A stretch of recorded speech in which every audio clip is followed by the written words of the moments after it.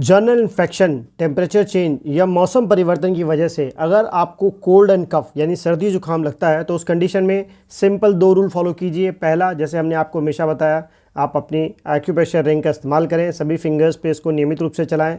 दूसरा आपको करना यह है कि आपको इंडेक्स फिंगर के सबसे नीचे वाले जॉइंट पे और स्मॉल फिंगर के सबसे नीचे वाले जॉइंट पे आपको लाइट ब्लू कलर लगा के रखना है।